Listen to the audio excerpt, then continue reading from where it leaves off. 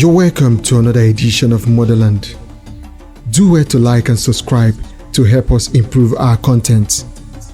Today we'll be looking at the Herero and Nama genocide, where German soldiers massacred approximately 50 to 65,000 Herero and 10,000 Namas between 1904 to 1907. It has been called the first genocide of the 20th century, the forgotten genocide, and the genocide that was the precursor of the Holocaust. Tens of thousands of Africans were killed between 1904 and 1907 by German soldiers in what is now Namibia, a vast arid country northwest of South Africa.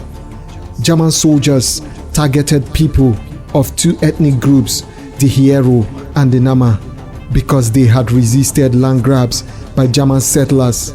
Africans were shot, hanged, abandoned in desert, and died in concentration camps.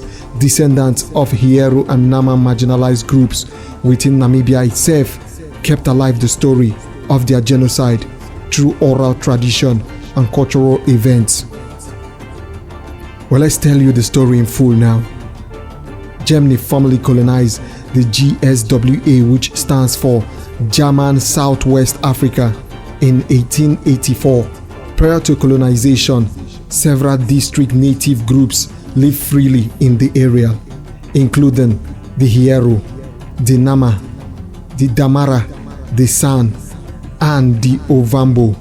Under German rule, many of these native groups were used as slave labor and had their land confiscated and their cattle stolen. As a result of this treatment, tension between the native population and the ruling Germans continued to rise, and the uprising began in January 1904. The Herero population, led by Chief Samuel Maherero, carried out a large armed rebellion against the oppressive German colonial rule. The German ruling force were unprepared for the attack, and approximately 123 German colonial settlers were killed by the Herero. However, over the following months, the Herero were slowly overwhelmed by the more modern, well-equipped German force under the command of Major Theodor Lutwin. By June 1904, Major Lutwin had cornered the Herero forces at the Waterberg Plateau and was attempting to negotiate their surrender. The German government in Berlin were frustrated by Lutwin's slow progress in dissipating the uprising, and in May 1904 appointed Lieutenant General Lothar von Troha Supreme Commander of GSWA. Troha arrived in GSWA on 11 June 1904, and that's when the genocide began. On 11th August 1904, Troha abandoned negotiations for a surrender and attempted an aggressive encirclement tactics, surrounding the Herero at the Battle of Waterberg and killing between 3,000 to 5,000 Herero combatants. Yet, despite the brutal tactics of the Germans, most of the Herero managed to escape into the Omaheke Desert. Under Troha's command, the ruthless German pursued thousands of Herero men, women, and children who were attempting to cross the desert to reach the British protectorate of Bechuanaland, modern-day Botswana. Thousands of Herero died from being shot to death, drinking water from poison wells, or from thirst and starvation in the desert. On October 2nd, 1904, Troha escalated the violence against the Herero in an order within the German border. Every male Herero, armed or unarmed, will be shot to death, he said. I will no longer take in women or children, but will drive them back to their people or have them fired at. These are many words of the Herero people. In November 1904, the German government in Berlin overturned General Troha's inhumane execution order and instead commanded that surviving members of the Herero population be incarcerated in concentration camps, such as the Sharks Island concentration camp.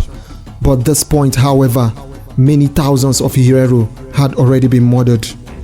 The remaining Herero who were incarcerated in the concentration camps were subjected to latter conditions, with a mortality rate of 47 to 74%, and prisoners endured poor hygiene, little food, forced labor, and medical experiments. In 1905, the Nama people in the south also rose up against the German rule, the colonialists, in a guerrilla warfare for the following 2 years. Any Nama that were caught by the Germans were executed or incarcerated in the same concentration camps as the Herero, with extreme high mortality rates. In total, by the end of the conflict on 31st March 1907, approximately 50 to 65,000 Hereros and 10,000 Namas had been murdered by the German ruling forces.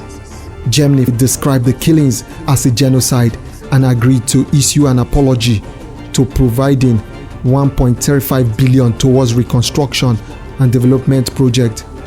The Namibian government hailed the agreement, but Herero and Nama's leaders dismissed the deal as public relation coup because it did not include funds deemed as reparations. This is where we stop on today's edition of Motherland. Do well to like and subscribe in order for us to grow more content for you. But for now, see you next time.